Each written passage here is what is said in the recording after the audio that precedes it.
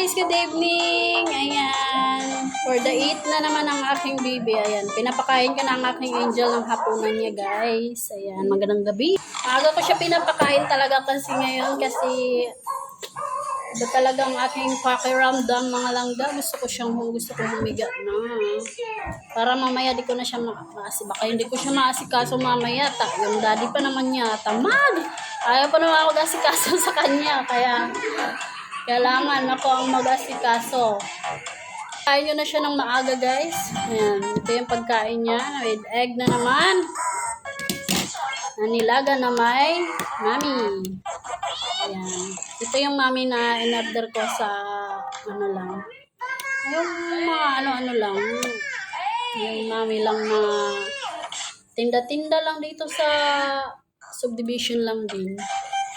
Ayan, yun ang pinaulam ko sa kanya.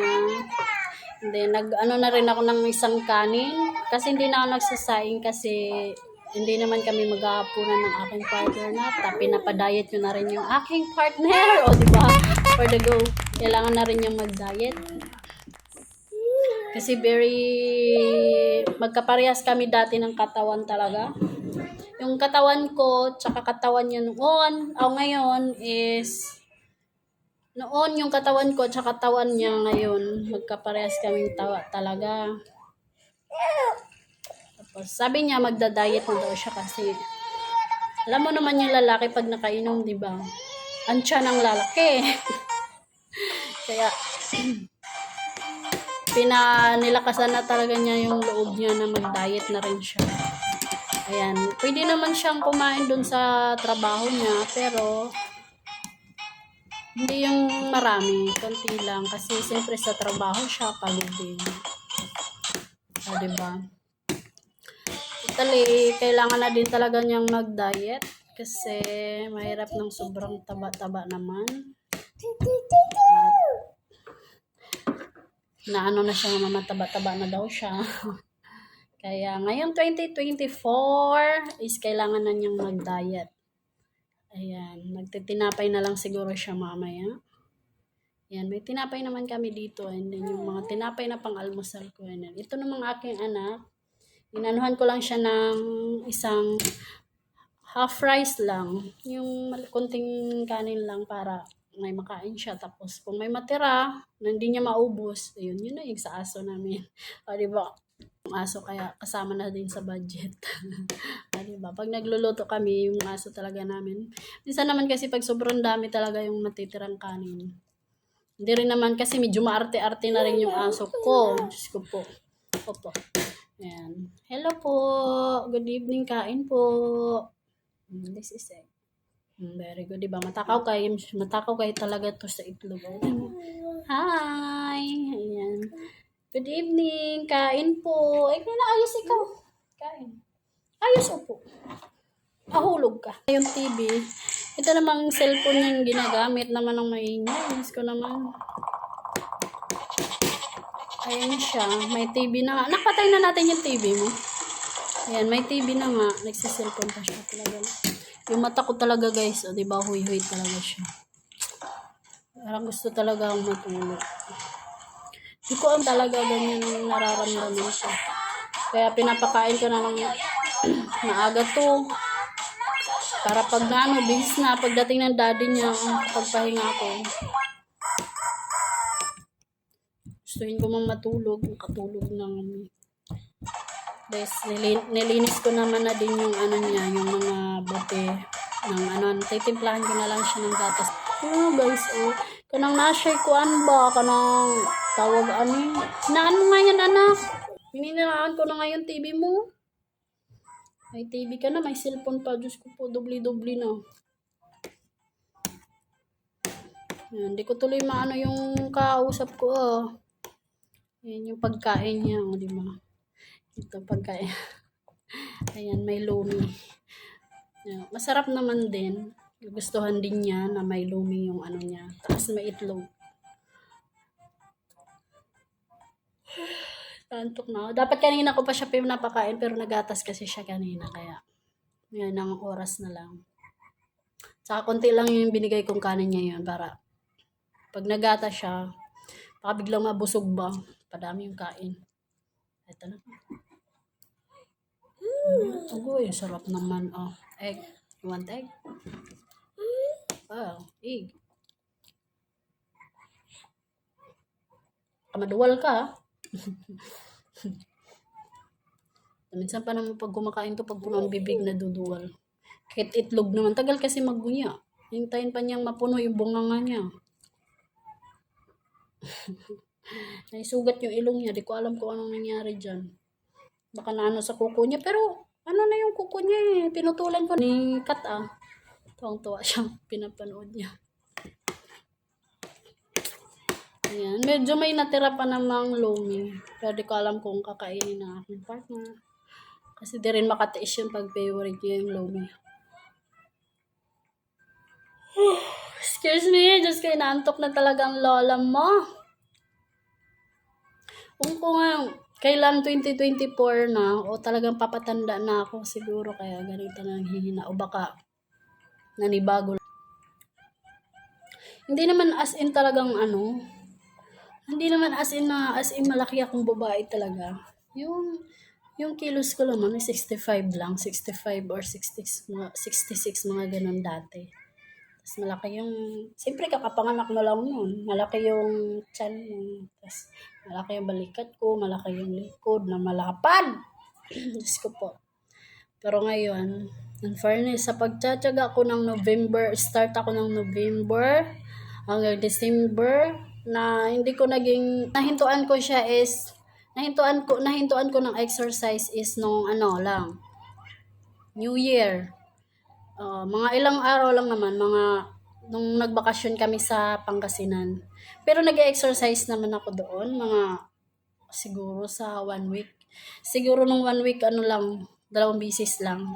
Diba, pag New Year, siyempre kumakain ka. Pero paunti-unti lang naman kinakain ko, hindi naman kasi marami. Tumitikim-tikim lang ako kung anong magugustuhan ko. Ganun lang. Yan, ngayon, nagbalik na kami dito sa Cavite. Bumalik na kami. Yan, back to motivation na naman ako. Kaya, nga lang, pag bumalik kami dito, may mga ubos-ipon na kami. Ay, nako, kasi, pag nandun kasi, ito, nung pumunta kami doon, nung Lingayen, Pangasinan. Nagpasyal kami doon na may mga Ferris wheel, kasi, lang kami, doon lang kami naghahapunan, mga ganun. Siyempre, pag Pasko, doon kami nagbanding-banding lang kami, all family, ganun lang. Time lang din naman kasi niyang pumunta doon, maraming tao. Nabati siya doon, nilagnat siya kinabukasan, ang init niya, nilagnat siya. Pinagamot namin siya doon sa kakilala ng aking nanay. Pinagamot namin siya, pinatawag ko sa Bisaya, nagpatawag kami, tapos pinahilot ko din siya, may pilay din siya, kaya yun. Kaya siguro nilagnat niya, tapos nabati siya. Kaya ayun, nahilot nga siya, tapos kinaumagahan, doon kami nagkape sa beach. Ito naman ay adik to sa dagat. Pag nakakita ng dagat, gusto niya sumubsob. Ayun na nga. Habang dala-dala niya ito. Nung pumunta kami doon, ito, bit-bit niya to hanggang pag-uwi dito, kahit napakadumi na nito. Dito ko na nailaba to. Diyos ko, gusto pa nga niya isubsob sa dagat to. Dala-dala niya yan kahit pupunta kaming beach. Walang tigil. Kaya ayun, kakahilot lang yan ng gabi. Tapos, kinaumagahan nagkape kami sa beach. Magkakape lang kami. Ito naman nakakita na agad ng dagat. Ito ang tuwa. Gustong maligo. Ayun na nga, nabasa. Sayang lang yung sayang lang yung hinilot manghihilot. Ayun na, ganito nangyari. Inubos-ipon pa rin. Walang silbi yung paghihilot. Niliguan niya. Sayang lang yung paghilot. Diyos ko naman, batang ito. Kasi, ito lang yung, ito yung pag nag-swimming sa dagat, excited siya pag nakakita ng dagat. Talagang gusto niya talaga sa dagat, magsubsob agad. Kung sa ibang bata pa to, hindi siya ignorante. May ibang bata pa to, Diyos ko po, tatakot na sa dagat. Ito hindi. Gusto pa nga pumunta malayo eh. Kahit may alon, Diyos ko po, ang aking anak naman to. Ano nang gano? Ogo! Ogo! Anong ulam mo? Ogo! Nakamuso to eh. Ayan guys, sinama ko siya dito sa aking vlog. Kasi, baby is mother. Charot tayo dito. Habang kumakain siya, siya naman nanonood. Ako naman nagsusuba, ako nagdadada. Ay, nako po. Pero masaya yung bakasyon namin nung New Year. Masaya naman. Enjoy pa rin. Nga lang, nung New Year nga, bagong taon yun, alas 12. Tulog na to, mga alas 10 pa lang kasi masama ang pakaramdam nito, sinipon na to doon. Kaya, natulog na siya. Di ko na siya ginising Siguro mga paputok doon is saglit lang din.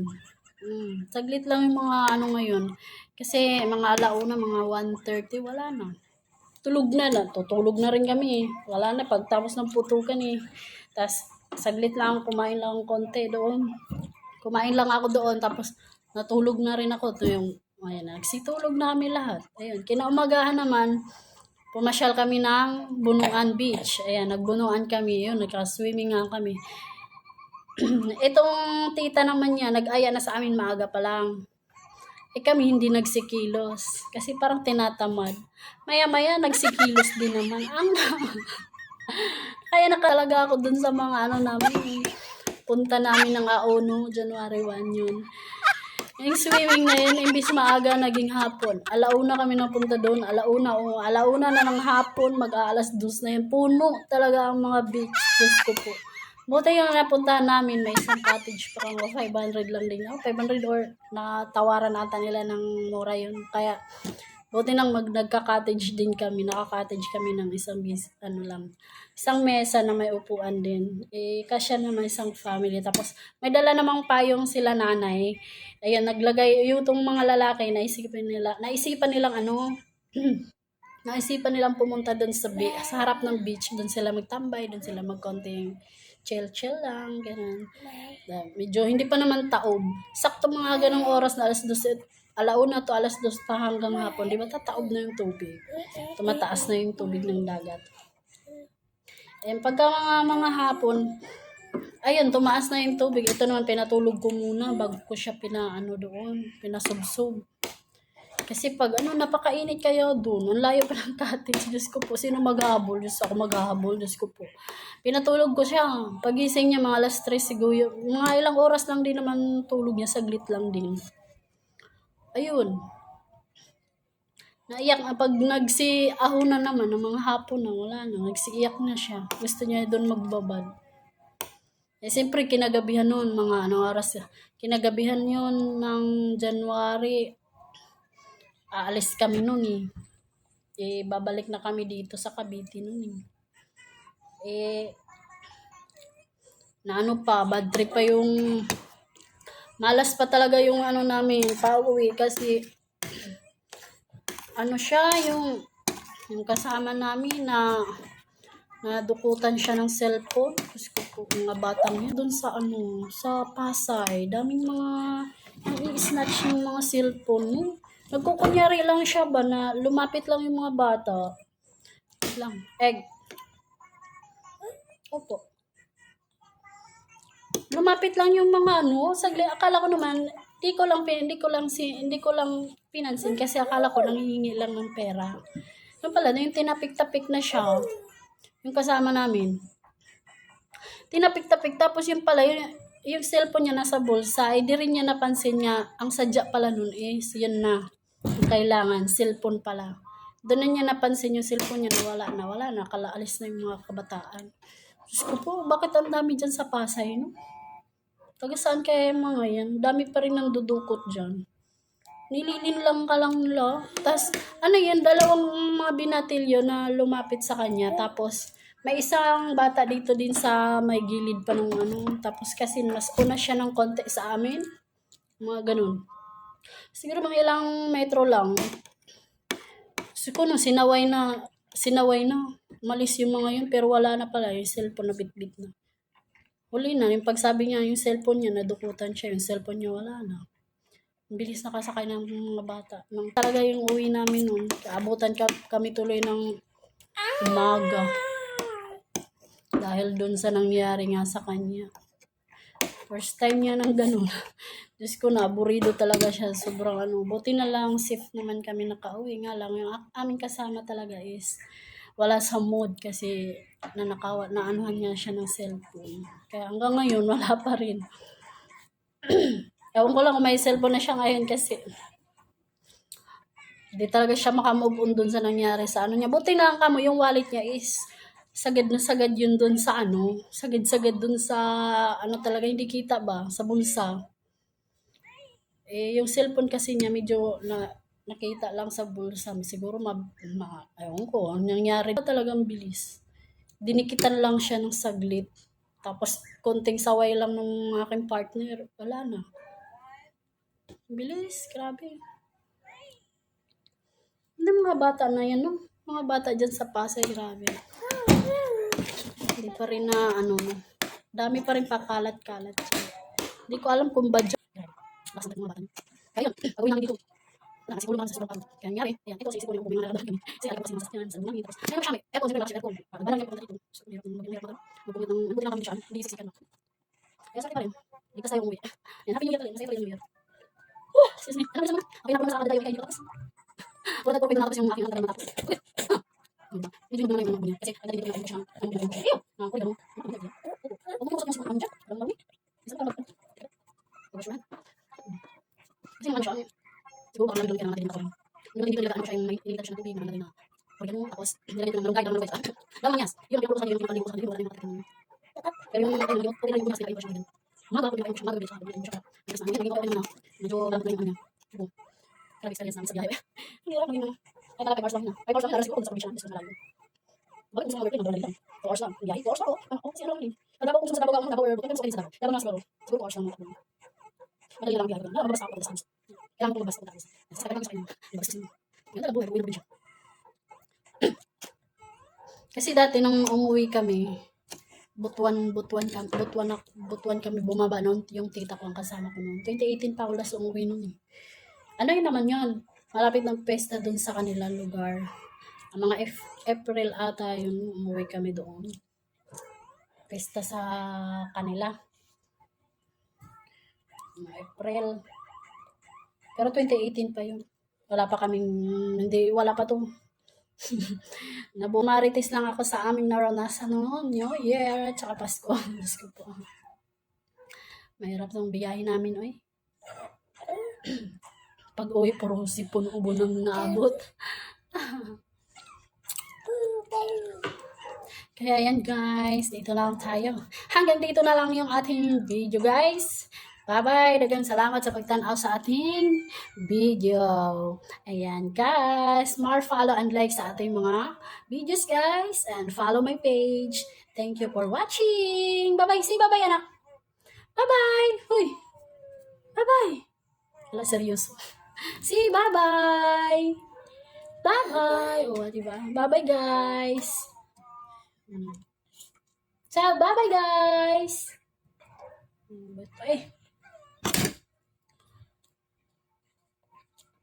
Sige guys, dire ra takutob pagay na human yung pagkaon oh. Nanira takutob guys, daghang salamat sa pagtan-aw guys. Daghang salamat. Bye-bye. Follow niyo ako guys and like and share sa ating video if you want, diba? Bye-bye guys.